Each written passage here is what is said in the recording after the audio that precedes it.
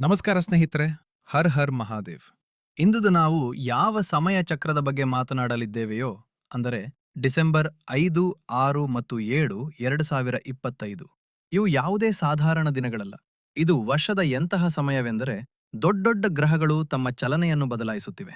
ವಿಶೇಷವಾಗಿ ನಿಮ್ಮದು ವೃಷಭ ಲಗ್ನ ಆಗಿದ್ದರೆ ಇಂದಿನ ಈ ವಿಡಿಯೋ ನಿಮಗೆ ಒಂದು ಗೈಡ್ ಬುಕ್ ಗಿಂತ ಕಡಿಮೆಯೇನಲ್ಲ. ಯಾಕೆ? ಸ್ವಲ್ಪ ಗಮನ ಕೊಡಿ. ಪ್ರಸ್ತುತ ಸಮಯದಲ್ಲಿ ನಿಮ್ಮ 11ನೇ ಭಾವದಲ್ಲಿ ಅಂದರೆ ಲಾಭ ಸ್ಥಾನದಲ್ಲಿ ಶನಿದೇವರು ಕುಳಿತಿದ್ದಾರೆ.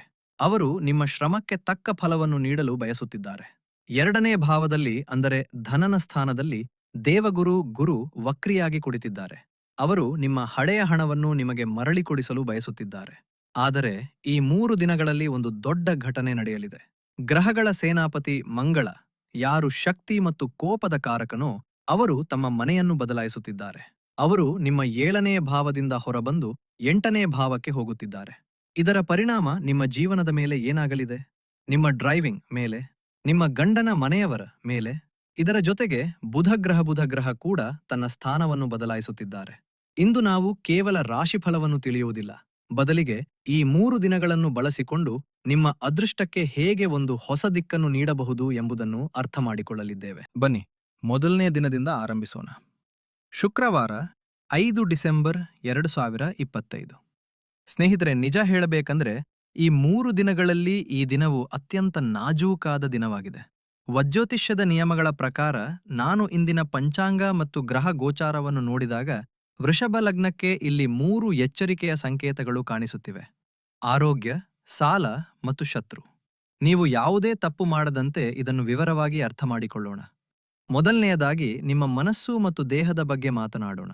ಇಂದು ಬೆಳಿಗ್ಗೆಯಿಂದ ರಾತ್ರಿ 10:15 ಚಂದ್ರನು ನಿಮ್ಮ ಪ್ರಥಮ ಭಾವದಲ್ಲಿ ಇರುತ್ತಾರೆ. ಫಸ್ಟ್ ಹೌಸ್ ಅಂದ್ರೆ ಏನು?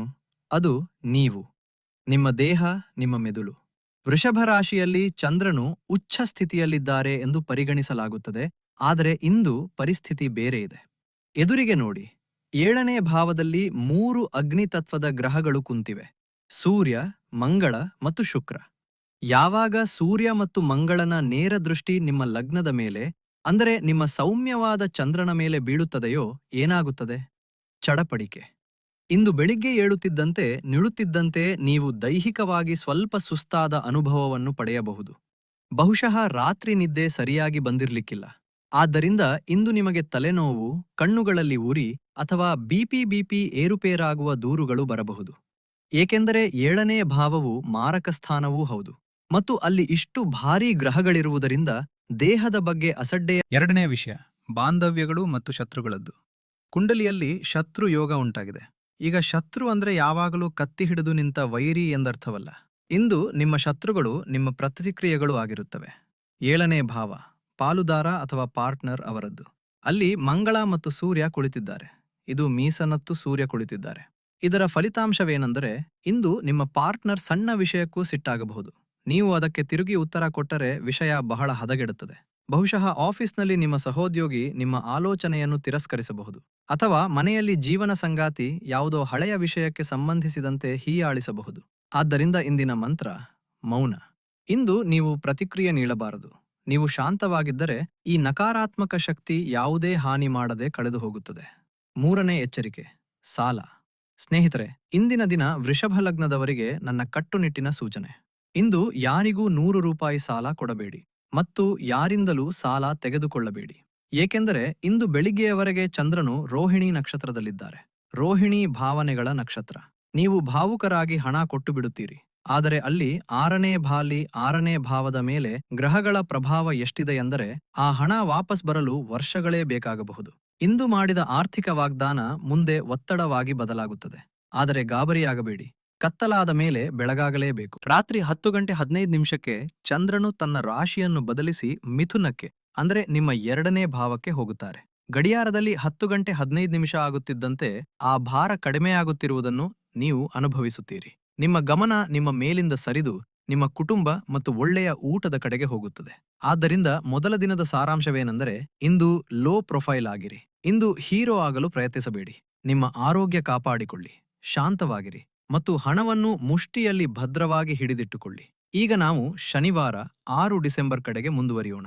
ನಿನ್ನೆಯ ಆಯಾಸದ ನಂತರ ಇಂದಿನ ದಿನ ನಿಮಗೆ ಒಂದು ಹೊಸ ಭರವಸೆಯನ್ನು ತರುತ್ತಿದೆ. ಇಂದು ಶಕ್ತಿಯ ಪ್ರವಾಹ ಸಂಪೂರ್ಣವಾಗಿ ಬದಲಾಗುತ್ತದೆ. ಇಂದಿನ ದಿನ 2 ದೊಡ್ಡ ಘಟನೆಗಳು ನಡೆಯುತ್ತಿವೆ. ಮೊದಲನೆಯದಾಗಿ ಚಂದ್ರನು ಇಡೀ ದಿನ ನಿಮ್ಮ ಧನಭಾವದಲ್ಲಿ ಇರುತ್ತಾರೆ ಮತ್ತು ಎರಡನೆಯದಾಗಿ ಬುಧನು ಸಂಜೆ ರಾಶಿ ಬದಲಾಯಿಸಿ ನಿಮ್ಮ 7ನೇ ಭಾವಕ್ಕೆ ಹೋಗುತ್ತಾರೆ. ಇದು ನಿಮ್ಮ ಜೇಬು ಮತ್ತು ಸಂಬಂಧಗಳ ಮೇಲೆ ಏನು ಪರಿಣಾಮ ಬೀರುತ್ತದೆ ಎಂದು ಅರ್ಥಮಾಡಿಕೊಳ್ಳೋಣ. ವೃಷಭ ಲಗ್ನಕ್ಕೆ 2ನೇ ಭಾವವು ಕೌಟುಂಬಿಕ ಧನ ಮತ್ತು ಉಳಿತಾಯದ ಮನೆಯಾಗಿದೆ. ಇಲ್ಲಿ ಈಗಾಗಲೇ ದೇವಗುರು ಗುರು ವಕ್ರಿಯಾಗಿ ಕುಳಿತಿದ್ದಾರೆ. ಚಂದ್ರನು ಅಲ್ಲಿಗೆ ಬಂದಾಗ ಇದೊಂದು ರೀತಿಯ ಧನ ಯೋಗವನ್ನು ಉಂಟುಮಾಡುತ್ತದೆ. ಗುರು ವಕ್ರಿಯಾಗಿರುವುದರಿಂದ ಇಂದು ಎಲ್ಲೋ ಸಿಕ್ಕಿಹಾಕಿಕೊಂಡಿದ್ದ ಹಣ ವಾಪಸ್ ಬರುವ ಸಾಧ್ಯತೆ ಇದೆ. ಅಥವಾ ನೀವು ನಿಮ್ಮ ಹಳೆಯ ಹೂಡಿಕೆಗಳನ್ನು ಪರಿಶೀಲಿಸಿ ಅದರಲ್ಲಿ ಇಂದು ಬೆಳಿಗ್ಗೆ ಬೇಗ ಏಳುವುದು ನಿಮಗೆ ಲಾಭದಾಯಕ. ಸಮಯವನ್ನು ಬರೆಯಿಟ್ಟುಕೊಳ್ಳಿ.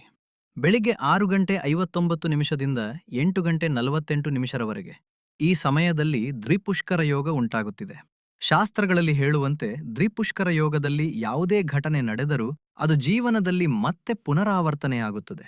ಹಾಗಾದರೆ ಇದರ ಲಾಭ ಪಡೆಯುವುದು ಹೇಗೆ? ಈ 1.5-2 ಗಂಟೆಗಳ ನಡುವೆ ನಿಮ್ಮ ಬ್ಯಾಂಕ್ ಖಾತೆಗೆ ಸ್ವಲ್ಪ ಹಣ ಜಮೆ ಮಾಡಿ. ಅದು ಕೇವಲ 500 ರೂಪಾಯಿ ಆದರೂ ಸರಿ. ಅಥವಾ ಆನ್ಲೈನ್ನಲ್ಲಿ ಯಾವುದಾದರೂ ಸಣ್ಣ ಹೂಡಿಕೆ ಮಾಡಿ. ಇದರಿಂದ ಈ ಧನಾಗಮನ ಮತ್ತೆ ಮತ್ತೆ ರಿಪೀಟ್ ಆಗಲಿ. ಆದರೆ ನೆನಪಿರ್ಲಿ, ಈ ಸಮಯದಲ್ಲಿ ತಪ್ಪಾಗಿಯೂ ಯಾರೊಂದಿಗೂ ಜಗಳವಾಡಬೇಡಿ, ಯಾರಿಗೂ ಕೆಟ್ಟದ್ದನ್ನು ಮಾತನಾಡಬೇಡಿ ಮತ್ತು ಸಾಲ ತೆಗೆದುಕೊಳ್ಳಬೇಡಿ. ಇಲ್ಲದಿದ್ದರೆ ಈ ಸಮಸ್ಯೆಗಳೂ ಕೂಡ ರಿಪೀಟ್ ಆಗುತ್ತವೆ. ಈಗ ಸಂಜೆಯ ಬಗ್ಗೆ ಮಾತನಾಡೋಣ. ಬುಧದೇವರು ಯಾರು ವೃಷಭ ಲಗ್ನಕ್ಕೆ ಧನೇಶ ಮತ್ತು ಪಂಚಮೇಶ ಆಗಿದ್ದಾರೋ ಅವರು ಇಂದು ಸಂಜೆ ತುಲಾ ರಾಶಿಯಿಂದ ಹೊರಬಂದು ವೃಶ್ಚಿಕ ಅಂದರೆ ನಿಮ್ಮ 7ನೇ ಭಾವಕ್ಕೆ ಪ್ರವೇಶಿಸುತ್ತಾರೆ. ಇದು ಬಹಳ ಒಳ್ಳೆಯ ಸುದ್ದಿ. ನಿನ್ನೆಯವರೆಗೆ 7ನೇ ಭಾವದಲ್ಲಿ ಬರೀ ಬೆಂಕಿ ಇತ್ತು, ಸೂರ್ಯ ಮತ್ತು ಮಂಗಳ. ಇಂದು ಅಲ್ಲಿಗೆ ಸಂವಹನ ಅಥವಾ ಮಾತಿನ ಕಾರಕನಾದ ಬುಧ ತಲುಪಿದ್ದಾರೆ. ಇದರರ್ಥ ಈಗ ನೀವು ನಿಮ್ಮ ಬಿಸ್ನೆಸ್ ಪಾರ್ಟ್ನರ್ ಅಥವಾ ಲೈಫ್ ಪಾರ್ಟ್ನರ್ ಜೊತೆ ತಾರ್ಕಿಕವಾಗಿ ಮಾತನಾಡಲು ಸಾಧ್ಯವಾಗುತ್ತದೆ. ನಿನ್ನೆ ನಡೆದ ಜಗಳಗಳು ಇಂದು ಮಾತುಕತೆಯಿಂದ ಬಗೆಹರಿಯುತ್ತವೆ. ಬಿಸ್ನೆಸ್ನಲ್ಲಿ ಯಾವುದಾದರೂ ಹೊಸ ಡೀಲ್ ಸಹಿ ಮಾಡಲು ಚಂದ್ರನು 2ನೇ ಭಾವದಲ್ಲಿರುವುದರಿಂದ ಇಂದು ನಿಮ್ಮ ಧ್ವನಿಯಲ್ಲಿ ಒಂದು ಆಕರ್ಷಣೆ ಇರುತ್ತದೆ.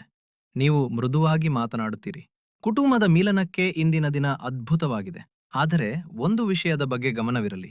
ಮೃಗಶಿರ ನಕ್ಷತ್ರ ಮತ್ತು ನಂತರ ಆರ್ದ್ರ ನಕ್ಷತ್ರ ಇರುವುದರಿಂದ ಕೆಲವೊಮ್ಮೆ ನೀವು ತಮಾಷೆಗೆ ಹೇಳಿದ ಮಾತು ಎದುರಿಗಿರುವವರಿಗೆ ಚುಚ್ಚಬಹುದು.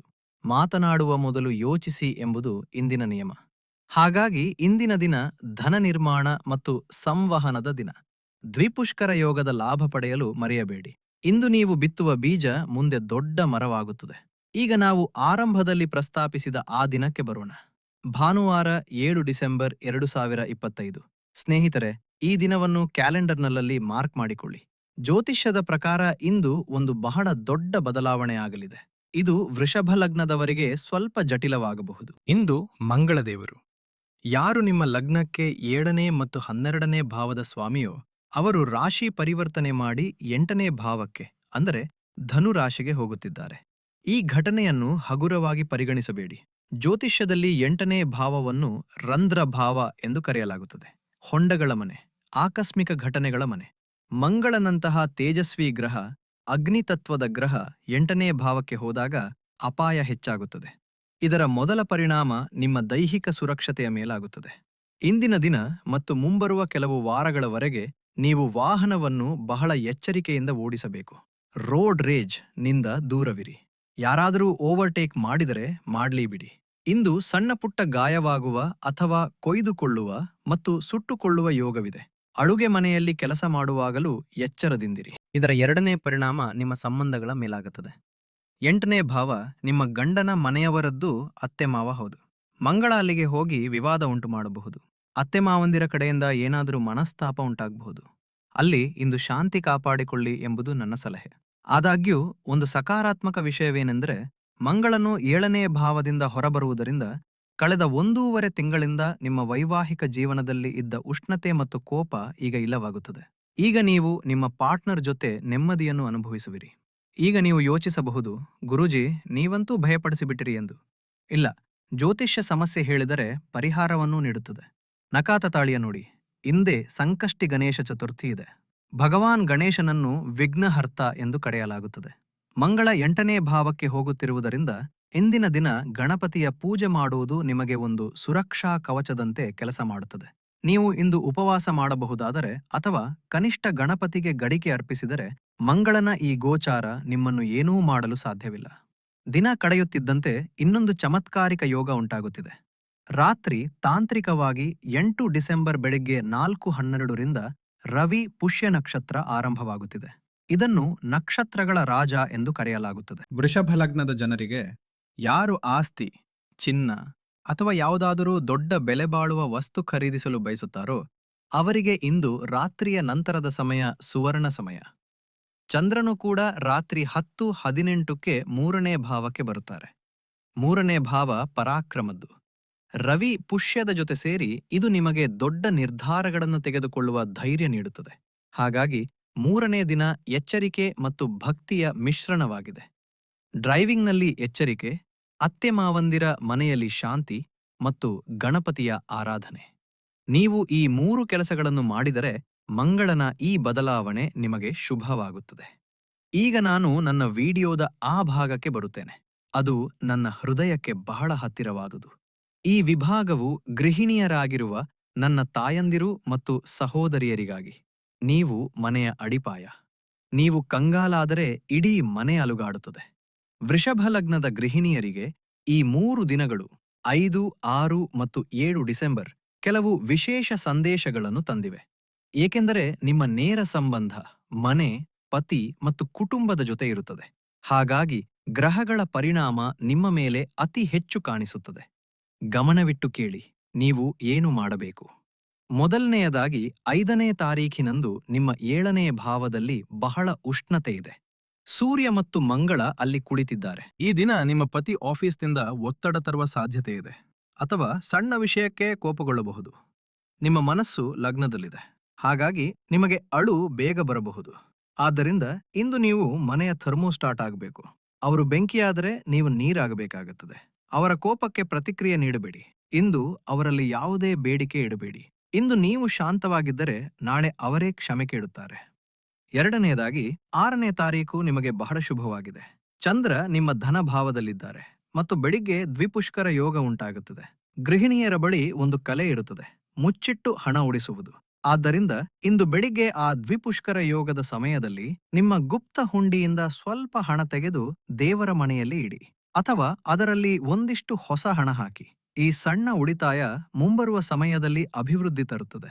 ಇಂದು ಅಡುಗೆ ಮನೆಯಲ್ಲಿ ಏನಾದರೂ ಸಿಹಿ ಖಂಡಿತ ಮಾಡಿ. ಇದರಿಂದ ಮನೆಯ ವಾತಾವರಣ ಸಕಾರಾತ್ಮಕವಾಗುತ್ತದೆ. 3ನೇಯದಾಗಿ ಮತ್ತು ಅತ್ಯಂತ ಮುಖ್ಯವಾದದ್ದು, 7ನೇ ತಾರೀಖಿನಂದು ಮಂಗಳ 8ನೇ ಭಾವಕ್ಕೆ ಹೋಗುತ್ತಿದ್ದಾರೆ. ಸಾಮಾನ್ಯವಾಗಿ 8ನೇ ಭಾವ ಅತ್ತೆ ಮನೆಯದ್ದಾಗಿರುತ್ತದೆ ಮತ್ತು ಮಂಗಳ ಗಾಯಪೆಟ್ಟುಗಳ ಕಾರಕ. ಹಾಗಾಗಿ ಮುಂದಿನ 40ರಿಂದ 45 ದಿನಗಳವರೆಗೆ ಮತ್ತು ವಿಶೇಷವಾಗಿ 7 ಡಿಸೆಂಬರ್ ರಂದು ಅಡುಗೆ ಮನೆಯಲ್ಲಿ ಕೆಲಸ ಮಾಡುವಾಗ ಎಚ್ಚರದಿಂದಿರಿ. ಚಾಕುವಿನಿಂದ ತರಕಾರಿ ಹೆಚ್ಚುವಾಗ ಅಥವಾ ಬಿಸಿ ಎಣ್ಣೆಯ ಕೆಲಸ ಮಾಡುವಾಗ ಗಮನ ಬೇರೆಡೆ ಹರಿಸಬೇಡಿ. ಆತುರದಲ್ಲಿ ಬೆರಳು ಕತ್ತರಿಸುವ ಅಥವಾ ಸುಟ್ಟುಕೊಳ್ಳುವ ಭಯವಿರುತ್ತದೆ. ಮತ್ತು ನೀವು ಅವಿಭಕ್ತ ಕುಟುಂಬದಲ್ಲಿ ಜಾಯಿಂಟ್ ಫ್ಯಾಮಿಲಿ ಇರುವುದಾದರೆ ಅತ್ತೆ ಅಥವಾ ನಾದಿನಿ ಜೊತೆ ಇಂದು ವಾದ ಮಾಡಬೇಡಿ. ಮಂಗಳ 8ನೇ ಭಾವದಲ್ಲಿದ್ದಾರೆ. ವಿಷಯ ಬಹಳ ದೊಡ್ಡದಾಗಬಹುದು. ಇಂದು ನಿರ್ಲಕ್ಷಿಸುವುದೇ ಅತಿ ದೊಡ್ಡ ಅಸ್ತ್ರ. ನೀವು ಮನೆಯ ಲಕ್ಷ್ಮಿಯಾಗಿರುವುದರಿಂದ 7ನೇ ತಾರೀಖಿನ ಸಂಜೆ ಮುಖ್ಯ ದ್ವಾರದಲ್ಲಿ ತುಪ್ಪದ ದೀಪವನ್ನು ಖಂಡಿತ ಬೆಳಗಿ. ಇದು ಮಂಗಳನ ನಕಾರಾತ್ಮಕ ಪರಿಣಾಮವನ್ನು ಮನೆಯ ಹೊರಗೆ ತಡೆದು ನಿಲ್ಲಿಸುತ್ತದೆ. ಹಾಗಾದರೆ ನನ್ನ ವೃಷಭ ಲಗ್ನದ ಸ್ನೇಹಿತರೆ, ಇದಾಗಿತ್ತು ಮುಂದಿನ 3 ದಿನಗಳ ಸಂಪೂರ್ಣ ಲೆಕ್ಕಾಚಾರ. ಮತ್ತೊಮ್ಮೆ ಪುನರಾವರ್ತಿಸೋಣ. ಇದರಿಂದ ಯಾವುದೇ ಗೊಂದಲವಿರುವುದಿಲ್ಲ. 5 ಡಿಸೆಂಬರ್ ಆರೋಗ್ಯ ಮತ್ತು ಭಾವನೆಗಳ ಗಮನವಿರಲಿ. ಸಾಲ ತೆಗೆದುಕೊಳ್ಳಬೇಡಿ. 6 ಡಿಸೆಂಬರ್ ಹಣ ಉಳಿಸಿ ಮತ್ತು ದ್ವಿಪುಷ್ಕರ ಯೋಗದ ಲಾಭ ಪಡೆಯಿರಿ. 7 ಡಿಸೆಂಬರ್ ಮಂಗಳ ಬದಲಾಗುತ್ತಿದ್ದಾರೆ. ಸುರಕ್ಷತೆ ಮೊದಲು, ಗಣಪತಿ ಪೂಜೆ ಕಡ್ಡಾಯ. ಈಗ ಪರಿಹಾರದ ಬಗ್ಗೆ ಮಾತನಾಡೋಣ. ಗಮನವಿಟ್ಟು ಕೇಳಿ. ಕೇವಲ ಕೇಳುವುದಲ್ಲ, ಇದನ್ನು ಹೇಗೆ ಮಾಡಬೇಕು ಎಂದು ಅರ್ಥ ಮಾಡಿಕೊಳ್ಳುವುದು ಮುಖ್ಯ. ಮೊದಲ ಪರಿಹಾರ ಆರೋಗ್ಯ ಮತ್ತು ಮನಸ್ಸಿನ ಶಾಂತಿಗಾಗಿ. ಏಕೆಂದರೆ 5ನೇ ತಾರೀಖಿನಂದು ಚಂದ್ರ ಪೀಡಿತನಾಗಿದ್ದಾನೆ. 5ರಂದು ಬೆಳಿಗ್ಗೆ ಸ್ನಾನ ಮಾಡಿದ ನಂತರ ಸ್ವಲ್ಪ ಹಸಿ ಹಾಲು ಮತ್ತು ನೀರನ್ನು ಬೆರೆಸಿ ಶಿವಲಿಂಗಕ್ಕೆ ಅರ್ಪಿಸಿ. ಆದರೆ ಅರ್ಪಿಸುವಾಗ ಮನಸ್ಸಿನಲ್ಲಿ ಆತುರ ಬೇಡ. ಕನಿಷ್ಠ 11 ಬಾರಿ ಓಂ ನಮಃ ಶಿವಾಯ ಹೇಳಿ ಮತ್ತು ಮಹಾದೇವನಲ್ಲಿ ಪ್ರಾರ್ಥಿಸಿ ನಿಮಗೆ ಮಾನಸಿಕ ಶಾಂತಿ ನೀಡಲಿ ಎಂದು. ಚಂದ್ರನು ಶಿವನ ತಲೆಯ ಮೇಲೆ ವಿರಾಜಮಾನನಾಗಿದ್ದಾನೆ. ಅವರೇ ಅವನನ್ನು ನಿಯಂತ್ರಿಸಬಲ್ಲರು.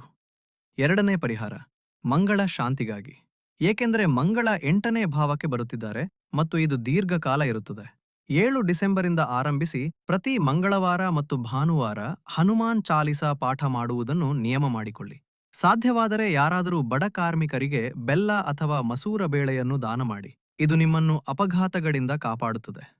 3ನೇ ಪರಿಹಾರ, ಅಡೆತಡೆಗಳನ್ನು ನಿವಾರಿಸಲು. ಸಂಕಷ್ಟಿ ಚತುರ್ಥಿಯ ದಿನ ಅಂದರೆ 7ನೇ ತಾರೀಕಿನಂದು ಗಣೇಶನಿಗೆ 21 ಗರಿಕೆ ಹುಲ್ಲನ್ನು ಅರ್ಪಿಸಿ ಮತ್ತು ಓಂ ಗಂ ಗಣಪತಯೇ ನಮಃ ಎಂದು 108 ಬಾರಿ ಜಪಿಸಿ. ಸ್ನೇಹಿತರೆ, ಜ್ಯೋತಿಷ್ಯದ ಉದ್ದೇಶ ನಿಮ್ಮನ್ನು ಭಯಪಡಿಸುವುದಲ್ಲ, ಎಚ್ಚರಿಸುವುದು. ಹೊರಗೆ ಮಳೆ ಬರುವಂತಿದೆ ಎಂದು ತಿಳಿದಾಗ ನಾವು ಮನೆಯಲ್ಲಿ ಬಾಗಿಲು ಹಾಕಿಕೊಂಡು ಕೂರುವುದಿಲ್ಲ. ನಾವು ಕೇವಲ ಛತ್ರಿ ಹಿಡಿದುಕೊಂಡು ಹೊರಡುತ್ತೇವೆ.